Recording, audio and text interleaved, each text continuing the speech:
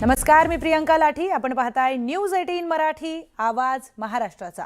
बातमीपत्राच्या सुरुवातीलाच एक सविस्तर बातमी पाहणार आहोत. रत्नागिरीमधील चिपळूण तालुक्यातील मतदान प्रक्रियेला मोठा फटका बसलाय. तब्बल 10 मतदान केंद्रांवरील ईव्हीएम मशीन अचानक बंद पडल्यामुळे मतदारांना तासनतास तिथे प्रतीक्षा करावी लागली. पर्यायी मशीन आणल्यानंतर तीही काही वेळामध्ये बंद पडल्यामुळे नाराजी ही वाढलेली दिसून येते. यासोबतच मतदानानंतर बोटाला लावलेली शाई सहज पुसली जात असल्याचा प्रकारही समोर आलाय. या सगळ्या प्रकारामुळे निवडणूक प्रक्रियेच्या विश्वासार्हतेवर प्रश्नचिन्ह उपस्थित होत आहेत. जबाबदार कोण असा सवाल आता उपस्थित केला जातोय.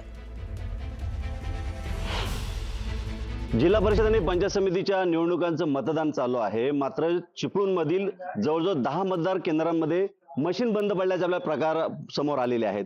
मी आता आहे चिपळूणमधील मालघर या केंद्रामध्ये आणि तुम्ही जर पाहाल तर इथे गर्दी आहे. मागील 1.5 तासापासून मशीन बंद होतं, त्यामुळे इथले जे मतदार मतदान करण्यासाठी आलेले होते ते तात्काळ उभे होते. आता 1.5 तासानंतर मशीन चालू झालेली आहेत. नक्की मतदारांचं म्हणणं काय आपण जाणून घेणार आहोत, कारण लांबून लांबून ग्रामीण भागातून लोक मतदान करण्यासाठी येतात.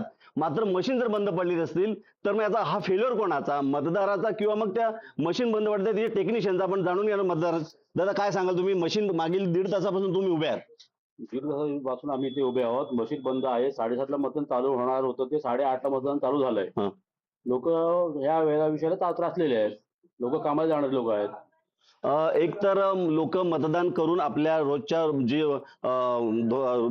रोजगारासाठी जात असतात. मात्र जर अशी ताटकळ बसली तर आमची वेळ वाया जाते. लोक हे बघा, हे जे असे म्हातारी माणसं उभी आहेत. तर किती वाजल्यापासून उभे आहात तुम्ही इथं? 7 वाजल्यापासून इथे उभे आहोत. हा, मशीन बंद पडलेली आहे. जवळजवळ 1.5 तास झाले. मागील 1.5 तासापासून अशी 75-80 वर्षाची माणसं जर उभी असतील तर मग हे नक्कीच हे जबाबदार कोण? इकडं तुम्ही जर पाहिलं तर महिला अशाच उभ्या आहेत, अशी अपंग माणसं उभी आहेत. आपण पाहू शकता की प्रशासन याच्याकडे नक्की लक्ष देईल का? कारण एवढ्या महिने निवडणूक आयोग मतदानाची तयारी करते, मात्र मशीन जर बंद पडत असतील तर याला जबाबदार कोण? हा एक शोधाचा प्रश्न आहे. कॅमेरामॅन प्रफुल्ल सह मी राजेश जाधव, न्यूज 18 मराठी, चिपळूण, रत्नागिरी.